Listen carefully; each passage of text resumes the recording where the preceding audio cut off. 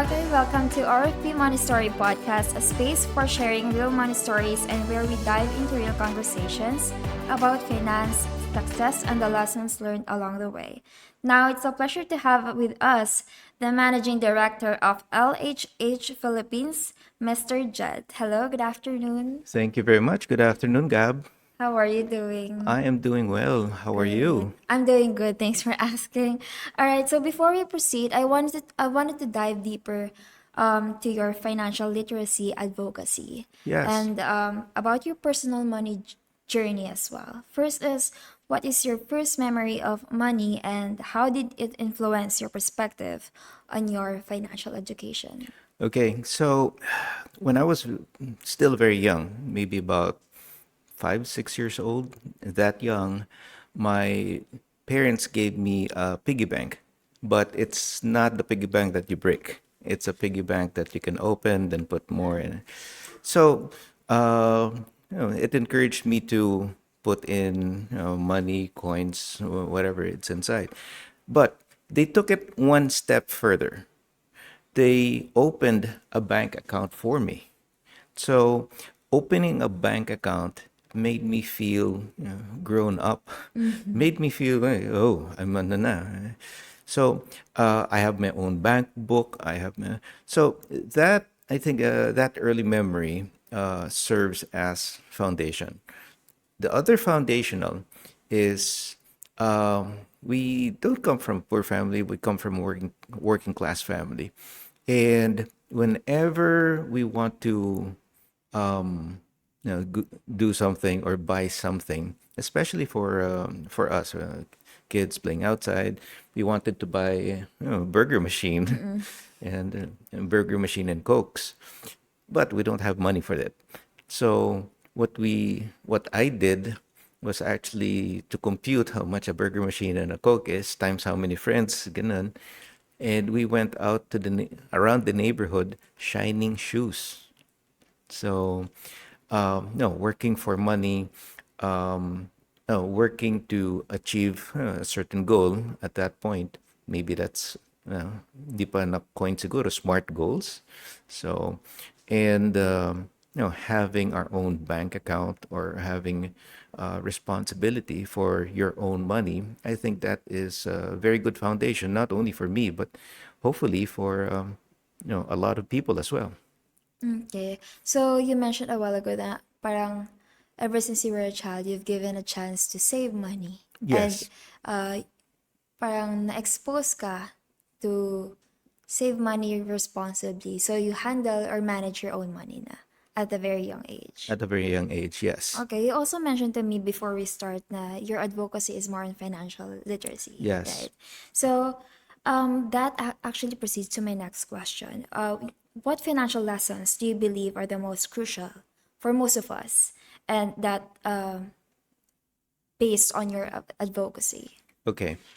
Um, I'm a member of several industry Mm-mm. organizations, AmCham, ECCP, and when I give talks to them, I always say we are the top 5 or 10% of the population, either by status, either by wealth or something. We're the top 5 to 10%. If you work in an office, an air-conditioned office, we have a desk, you're in the top 5%, five Mm-hmm. to 10% of the population. What about the other 90% of the population who work, who if they do work, to work in the streets, work in the market, work in the fields, those are the 90%. That is my target audience. So that's why RFP. You were saying about, you're asking about lessons. Yes. Yes, you're asking about lessons. Um, there is a particular lesson that happened to me when I was in the States. Mm. And that was when I lost my job in the States. So basically, my job was, I was basically laid off in the States. Unfortunately, that also, that triggered a lot of anxiety. What do I do to feed my family and that sort of stuff. The lessons I've learned since childhood about saving, about having plans, planning, that saved me. That saved us. So I want to, maybe it's altruistic for me to say, but I want to, for the 90%, that's it. I want to change their mindset. It's not the ayuda mindset. The ayuda mindset is, especially during the pandemic, ay may darating na ano kay mayor, may darating na ano kay barangay captain and that sort of stuff. But um, that is not in our control. What is in our control is what we need to, what we can work ourselves. So with our hands, with our abilities, we have different abilities. So that is one of the things that I want to impart. I want to change the mindset of most of the Filipino people, changing from an ayuda mindset or a handout mindset into something more of a work or investment related mindset. All right. So, but have you ever encountered a moment that reinforced the importance of financial literacy in your own life? Yes, I think that was the example that they gave. That if I was not financially ready at that time, and a lot of people, do lose their jobs one way or another. If I was not financially literate, if I wasn't ready, then we would have been in big trouble, really big trouble, because so what do we do? A lot of people kind of flounder, and kind of they don't know what to do. They panic. If you have financial literacy skills, and that includes planning, that includes anticipating what will happen in the future, I think that will help them in what do you call this? It will help them smooth out the rough patches in their lives. Okay. And when you advocate financial literacy, what's the common money mistake you've observed among people, and how do you recover from it, or how do you address it in your financial literacy programs and your talks? That is a great question, Gab. I will have to say there are mistakes, common mistakes, not only one, common mistakes. The number one mistake is, I said mindset. What about mindset? Let's put you the mindset aside. So you're working. One of the mindsets that is very common is the I deserve mindset. So what's the I deserve mindset? You get money, you get money. So it's like I deserve this because I worked hard for this, right? That's what it is. So here's the thing, and I'm gonna ask you a question. And when do malls have sales? Specific dates, actually. Holidays. Holidays and what else? Sales, paydays. Exactly. Yeah. So it's paydays. So malls notice that they have sales, starting 20 to 30. Yes, So yes. because that's when people are paid. So when people are paid, it's the I deserve this. I deserve new shoes. I deserve new clothes. I deserve to go out. So that's one. Yes. Yeah, that's one. So that I deserve mindset. In conjunction with I deserve mindset is the now na. I want it now na.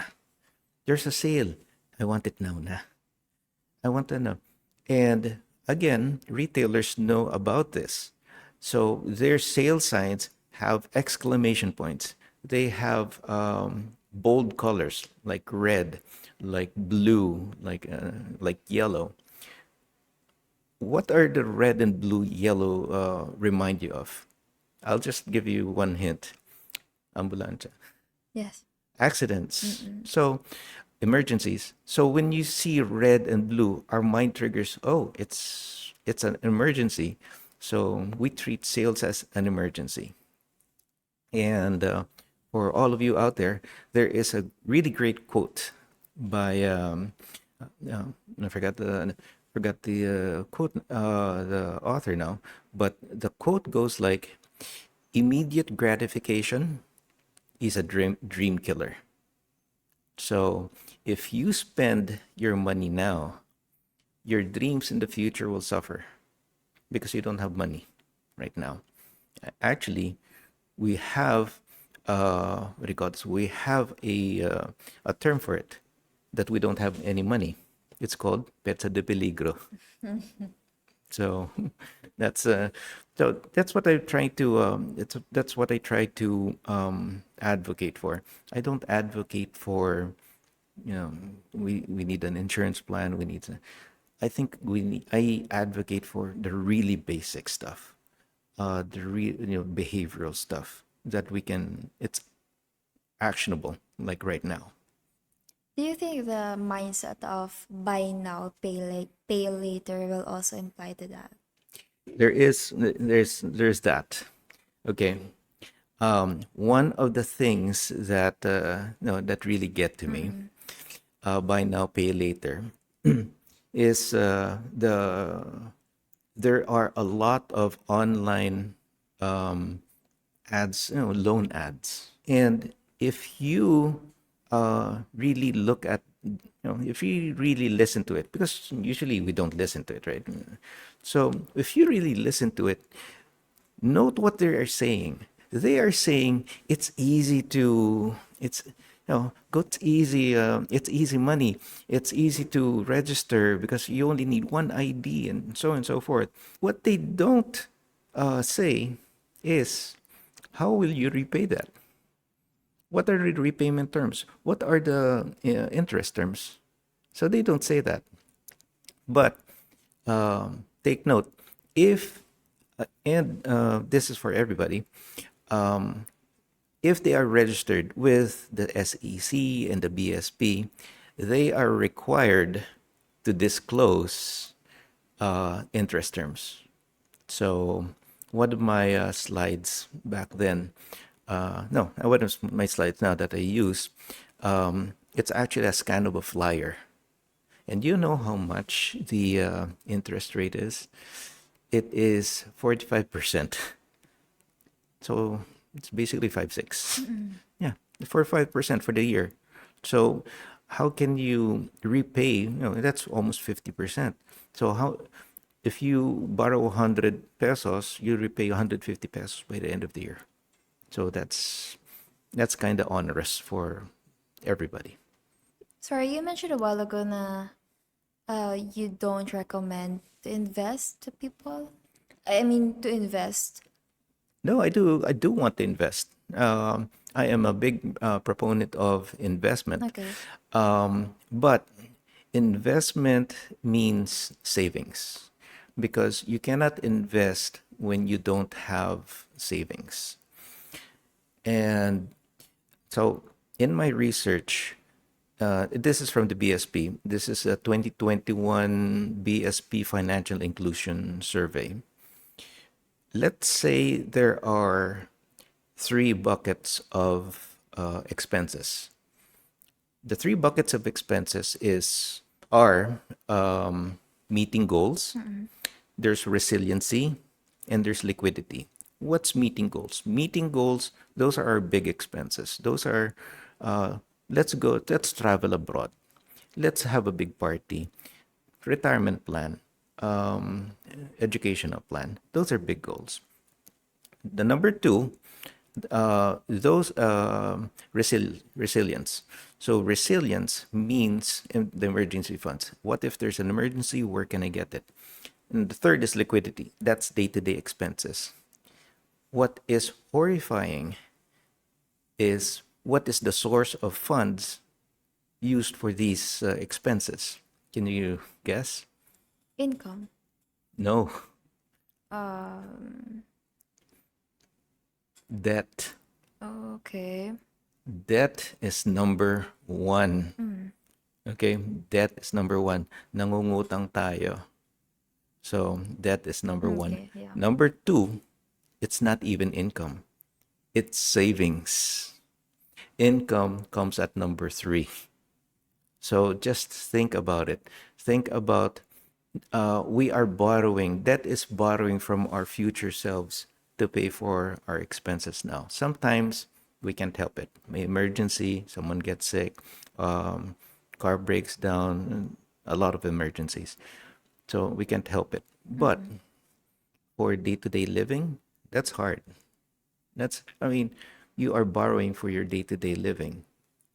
So I want to change that mindset. Again, we're back to the mindset change. Um, and I think a lot of RFP professionals know about this. It's not income minus expenses equals savings. It should be income minus savings equals expenses. And that involves a lot of discipline. Yeah, I'm actually curious about your perspective that you're sharing with me right now, especially the na you're you advocate financial literacy. That actually proceeds to my next question. It's about empowering people through financial education. So, what actually inspired you to focus on financial literacy, and how did your journey lead you to RFP program? Okay, okay, that's a good question. Um, I was a CFO for a microfinance company, and there is one story that really struck me. There was a nanay who came to me, or Mm-hmm. lola who came to me, and for microfinance, we only lend to women. It's 100% women, no men. It's by design, different different story. So this lola came to me and said, "Sir, um, what is the maximum that I can borrow?" I said, "Nay, bakit? Bakit po?" Well, because, you know, I want to buy a tricycle. I said, okay. So I went to the branch manager and said, okay, can I see the Nanay's record, Nanay's passbook? Or that's so. What happened is, here's the story of the Nanay. She has a sari-sari store. Okay. And she noticed that most of her patrons came in at about 6 a.m., 5 a.m., 6 a.m., or at 11 p.m. because those are call center workers. So she borrowed money to make her store 24/7. And quickly she quickly repaid the loan because a lot of people are buying. So what she did was to put up a small the next loan tranche that she did was to put up a small not really a karinderya, but she bought a instant noodles ganun. Tapos she bought a thermos. Mm-hmm. So that loan was paid really, really quickly. Then she bought a little stove, nagluto na, ganun, ganun. And then she noticed that they're walking all the way home. So that's why she wants a tricycle. Yeah. Yeah, that's why Okay. she wants a tricycle. So she can go to yung babaan ng jeep and then pick them up and bring them to the store. And so they can have a little something before they go to sleep. And Mm-hmm. so what does that that represents opportunity. Okay? That nanay does not have any formal education, but she has financial sense. Yes, she has financial sense. So, financial literacy, that's what I'm focusing on, especially for the 90%, is to give the 90% financial sense, not, not insurance products, not investment products or something. Those are good. Those are essential, actually, very essential. But in order to get there, in order to buy insurance, we need to take care of our basics. In order to invest, we need to save. That is my goal. Mm-hmm. Okay, I see. Mm-hmm. But um, ever since you encountered that nanay, that leads you to RFP. Okay. So I have, okay, I'm carbon dating myself. So I have more than 30 years in finance and Mm-mm. accounting. And how can I translate this, experience and knowledge down to, down to basics, down to the 90%. And I don't know how. If I can talk to other CFOs. I can talk to finance managers and banks. I can talk to them because we speak the same language. I need to speak the language of the common man to everyone. So RFP helped me with that because it cuts across everything. RFP, you have everybody there. It's democratic. Everybody can take an RFP program and be financially literate. I took the RFP program, so I know how to speak.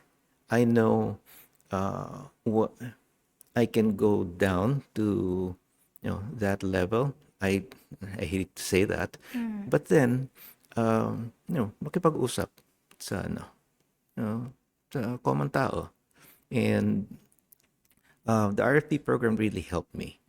I learned a lot of strategies that can is very much actionable, like right away. Um, there's Professor Sai De La Torre, there's Efren Cruz, there's Randall Johnson, and Henry Ong, who they are experienced RFPs, and they impart our knowledge. And the more knowledge that we impart, the better a nation that will be. How long have you been an RFP member? I would say about 2 years. It's only about a couple of years. Okay, so 2 years. About 2 years. But All right. then, yeah. But then, again, my focus was on financial, financial literacy for the CD class, and I actually brought us some of the certificates of appreciation that I have, because I spoke to a lot of other organizations, as certificates of appreciation, and this is not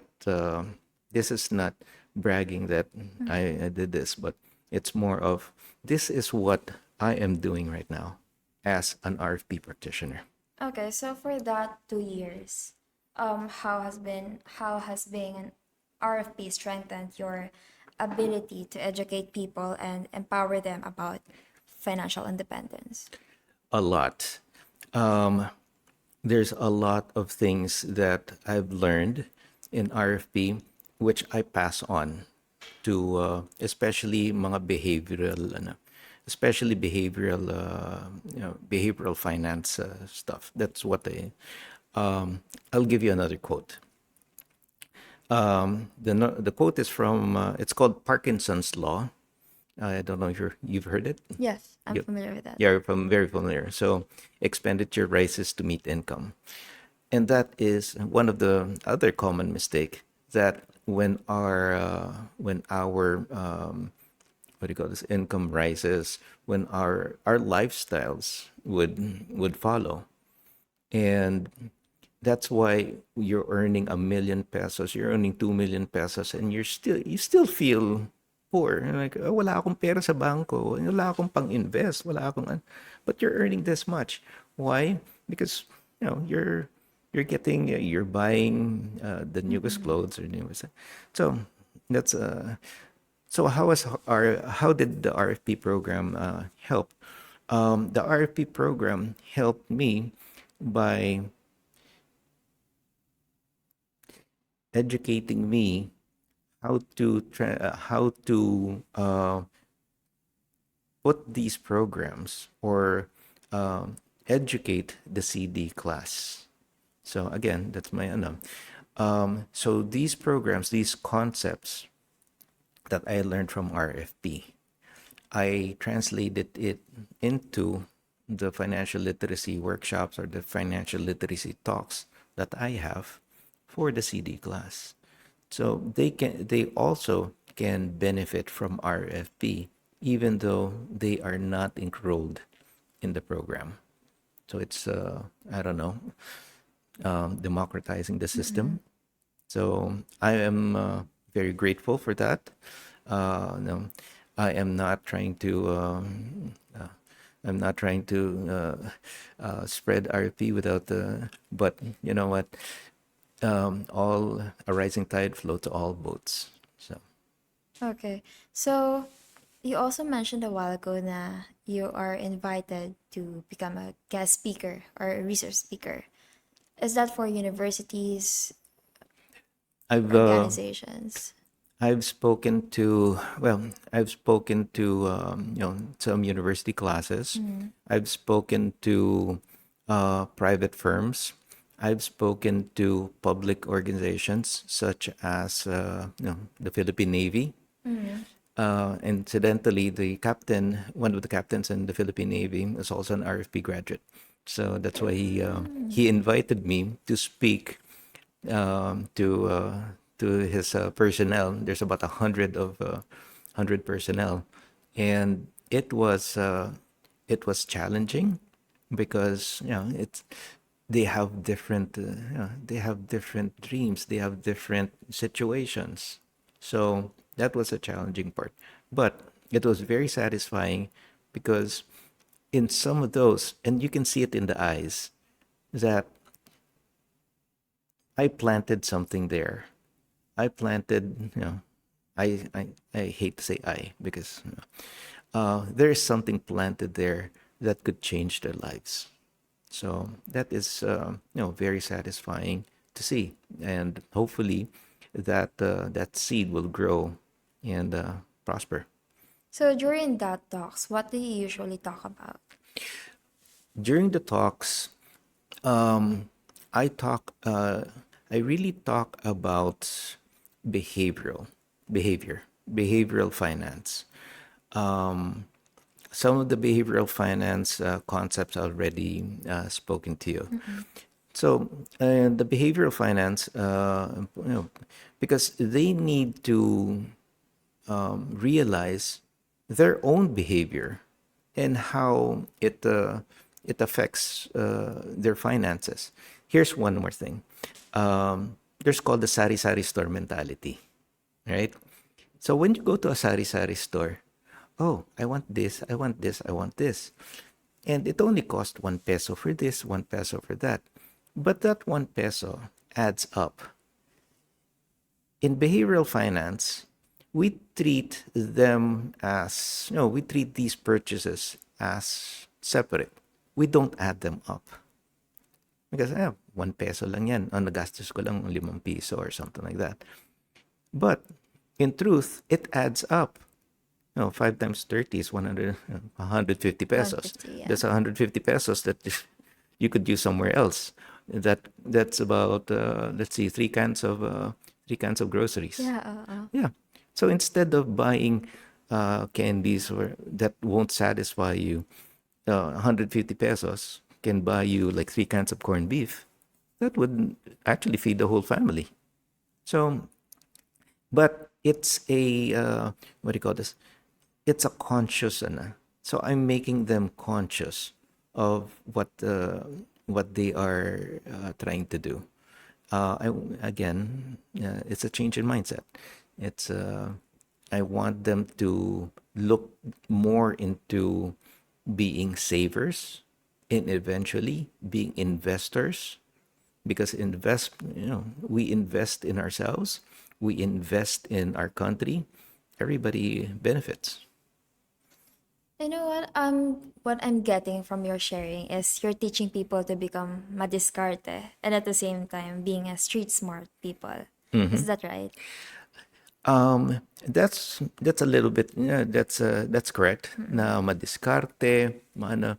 But what I'm trying to get them to talk about is a topic that no one wants to talk about, and that's Yeah. money. Everybody can talk about their jowa. Everybody can talk about where they went for vacation. Nagbablog sila. But no one really talks about money. And this exposes yung we at at RFP program, we as RFP practitioners, we kind of expose this. We kind of, because this affects every part of our lives. And that's actually a good question, because I also want to talk about another topic that I include in my workshop, and that is, if we make these financial decisions, there's another part to it, and those are our loved ones. Those are our family. So in our so if we make a certain financial decision, how will it affect our family? Okay, there's this always comes up. Sir, paano yung crypto? Pwede pa tayong mag-invest sa crypto? It always comes up. And my answer is, if you don't know what crypto is, or if you don't know what the investment is, don't invest in it. You're not experienced enough. You're not knowledgeable enough to dabble in it. I don't understand how crypto works. It goes up, it goes down, in a matter of seconds. So anyway, so let's just say you invest in crypto. You invest 10,000 pesos in crypto. Nainganyo ka, 10,000 pesos in crypto. Bumagsak. So what do you wait for it to go up again, or you cash out? If you cash out, that's 10,000 pesos lost. That 10,000 pesos translates into probably 3 months of groceries. So that is what so what is that's the other part.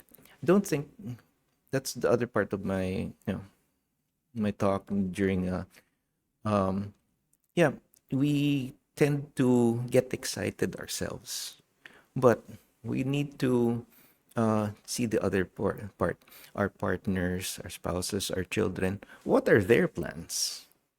And how are their plans mixing into ours?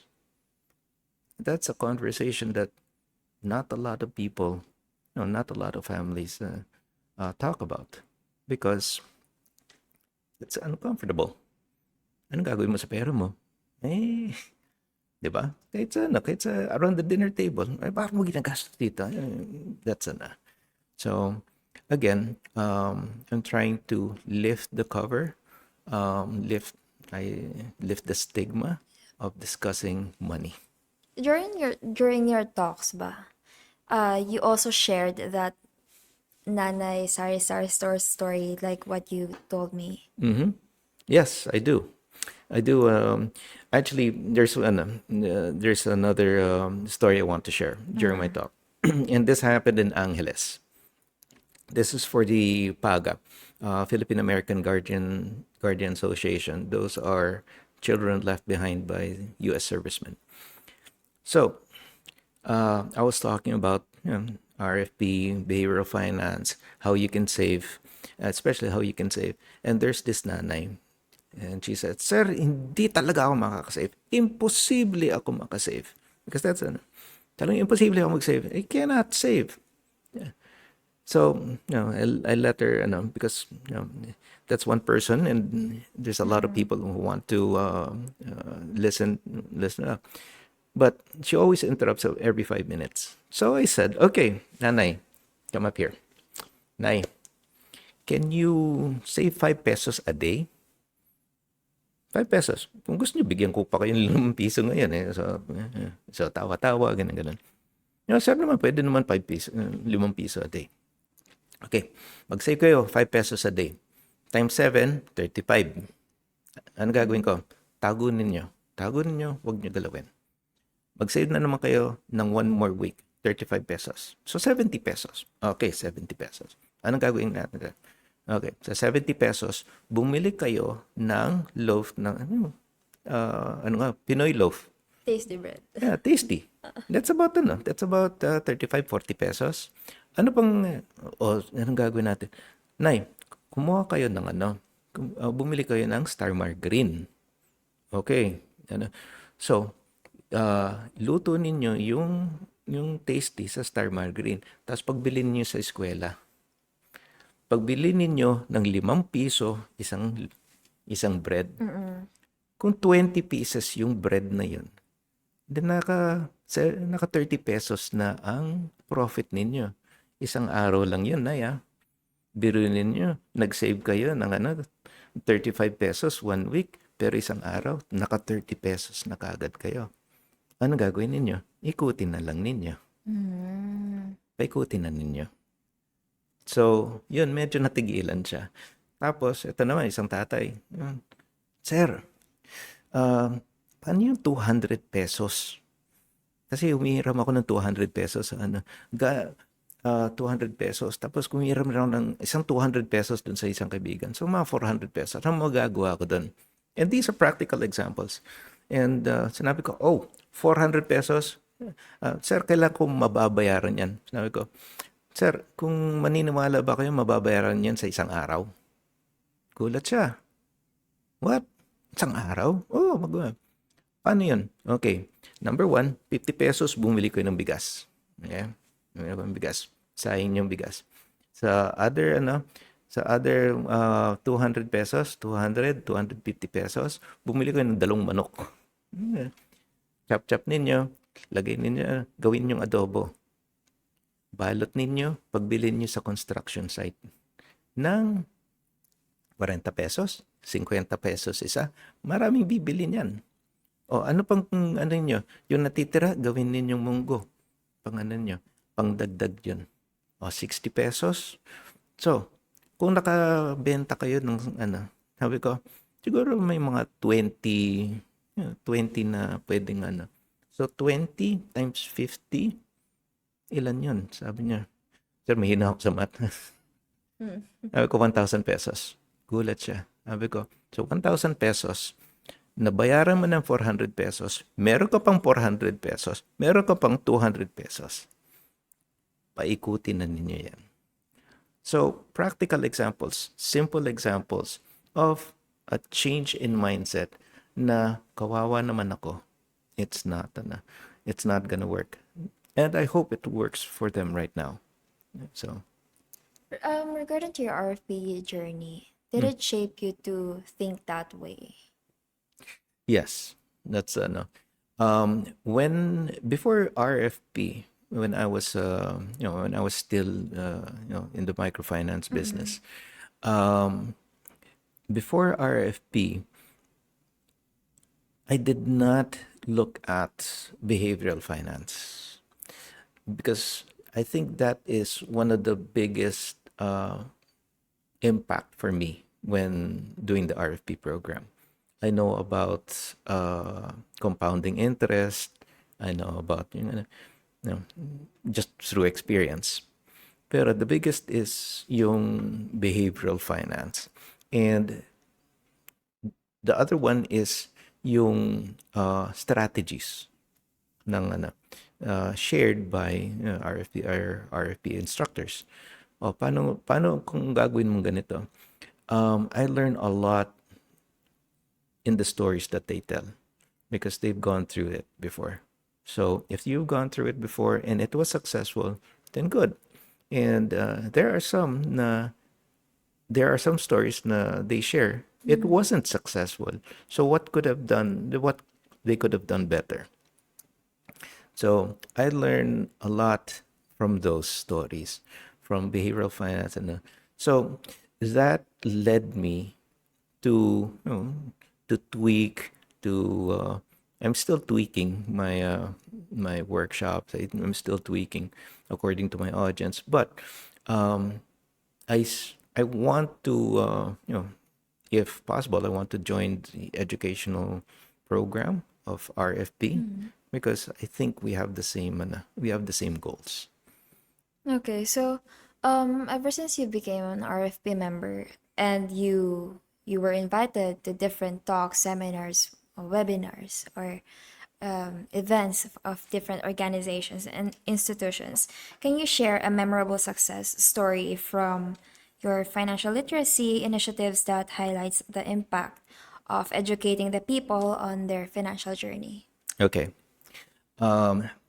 So I already gave yung dalawa. Yeah. Another one is dun sa one of my talks sa Philippine Navy.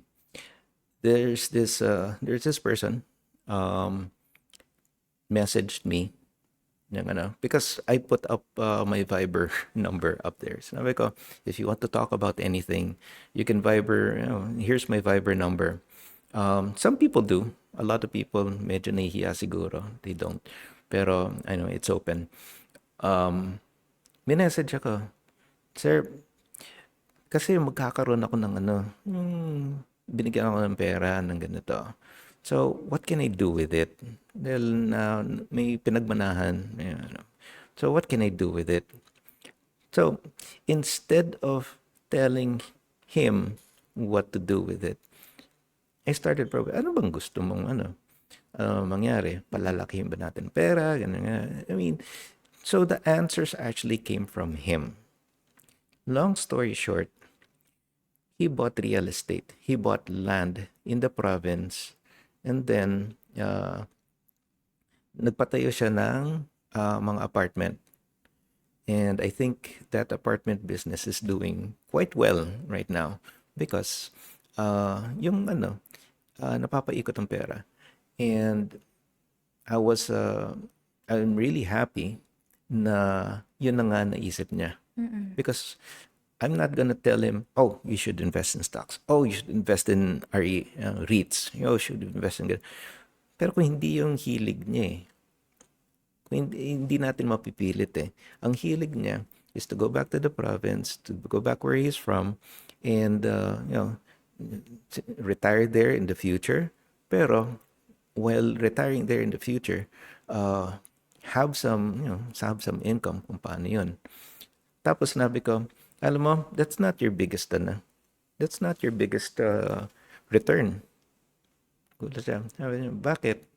Bakit, sir? That's not your biggest return. Sabi ko, because I don't know how much you bought the land, and I don't know how much yung pagpagawa ng apartment.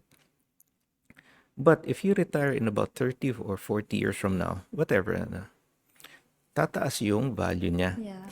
And that's called portfolio income. And that's part of, nakalimutan mo yun, that's part of my oo nga, no. So, you can sell that. And then, you could live very, very comfortably in your retirement years. So, I'm happy na I touched that person's life to have him think about the future, think about what he wants to do, and also involve his family in his decision. So, Okay, so ever since na naging part ka ng RFP, you've been teaching a lot of people.